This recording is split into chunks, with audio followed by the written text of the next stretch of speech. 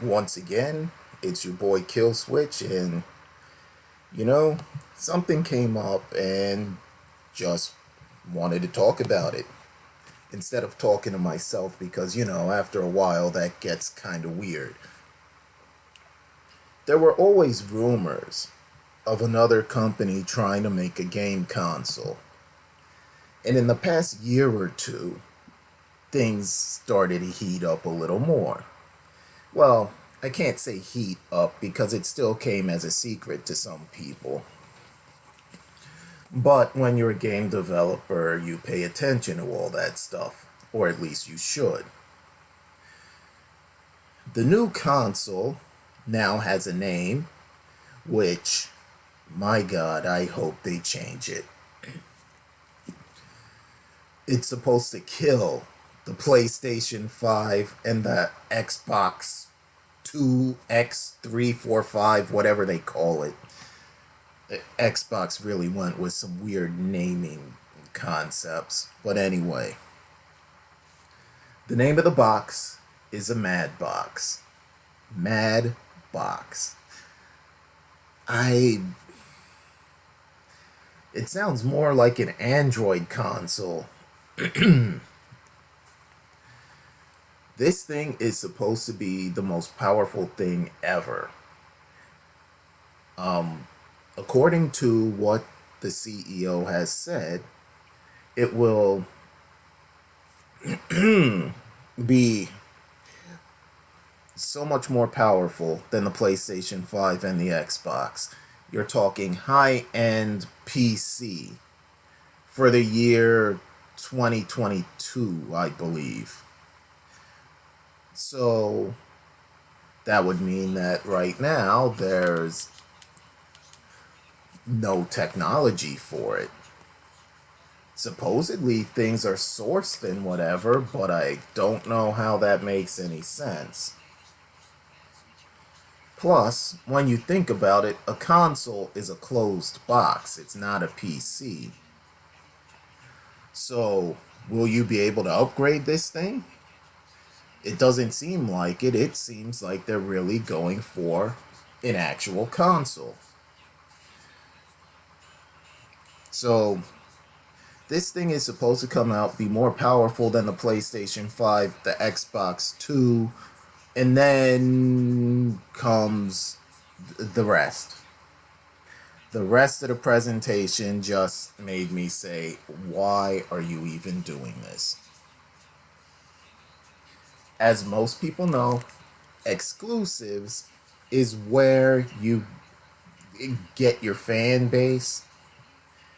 Well, I shouldn't say it like that, but you keep your fan base. I'm not coming up with the right words here, but you know what I mean. Like if you want a PlayStation, most likely you're a fan of God of War, Horizon Zero Dawn, or whatever.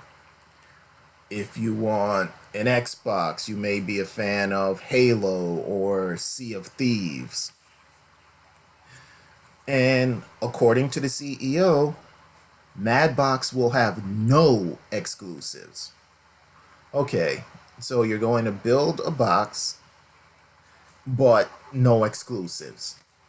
So then, if you're coming out 2 years after the Xbox and the PlayStation, just because it's more powerful doesn't mean someone's going to buy it.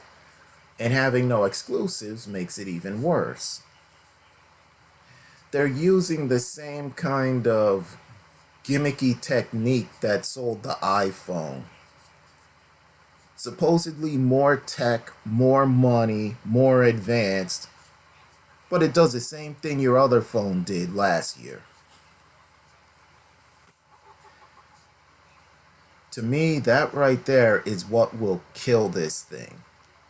Now, it's 3 years away, so their stance can change, but how are they going to get the exclusives? Then you have to look at the financial end. Sony and Microsoft just have to say, yo, dudes, we dropped a new console. People are going to run out and buy it. You say, hey, we're Madbox, we have no exclusives, we play the same games as everyone else, it's just more powerful. What does that do? Oh, and also you can play VR at 120 frames per second. Well, there's still VR sickness and other things, so that's a no-go for me. Probably a lot of other people too. Some people like VR, but I just don't think it's there yet. I think this time it will stick around, unlike in the past, but it's just not there yet. What else would there be that's even of note on this thing? More powerful. To me, that's like, who cares? You can build the most powerful thing in the world. If it doesn't do anything or doesn't help solve a problem, then it's useless. It's like everyone jumping for 4K TVs and 8K TVs. Why? They do the same thing. But then you have some that are making them smart TVs and things like that. That is where you get people. The added features. Hell, right now, if a TV came with 5 HDMIs, I would take it. I don't care about any of that other stuff because you're still showing me the same picture. But anyway, I mean, I don't know what else there is that would sell this thing. But if you're interested, they are running a contest where if you come up with the slogan, you can win $10,000 in free games for life. You'll just have to wait 3 years to play them. But who knows? According to the CEO, his name is Ian Bell. You can find him on Twitter. I think he's on YouTube also. You may remember Project Cars. That's where he's from. Supposedly they have the backing, the money, and everything else. So if this contest actually comes to fruition, they should be able to pay you the $10,000. Free games for life. It's okay. The way I see it, this console's going to have to come with whatever Intel or AMD processor is available at the time. It's going to come with maybe a 4 terabyte hard drive. I'm just guessing here. I'm sure there's going to be controller concepts which are similar to what's already out there.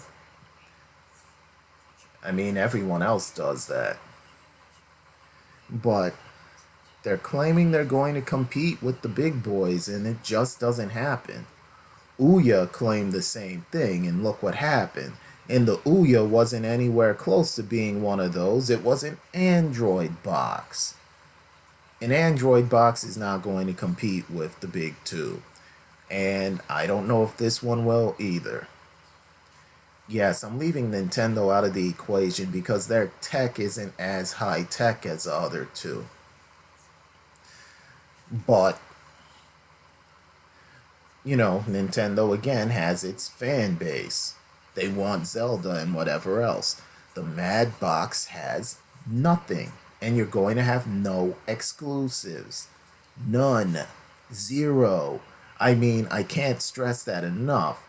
I hate the term exclusive. And sometimes I hate when a game is exclusive to a console, mainly for selfish reasons. I want the game. But, that is what it is. That's the way it's been for games for a long time. If you remember, Nintendo controlled everything until Sega came along.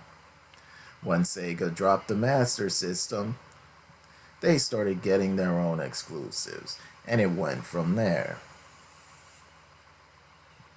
I mean, and then Sony came along.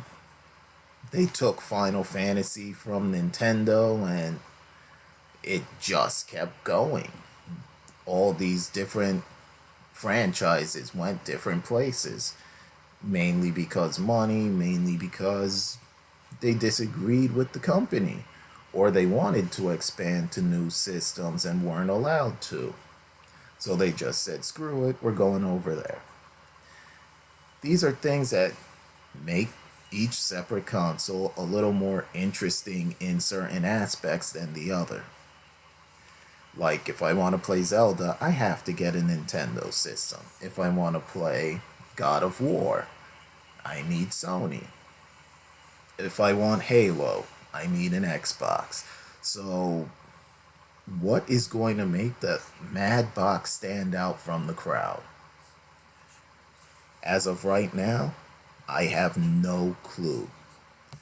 I don't know why they are promoting this thing like it's going to be the Xbox killer or the PlayStation killer. It's pretty much a lot to do about nothing. Hey, if you have any thoughts, hit me up in the comments. Don't forget to like the video or subscribe if you like what you hear. Once again, this is Kill Switch, and I'm signing off.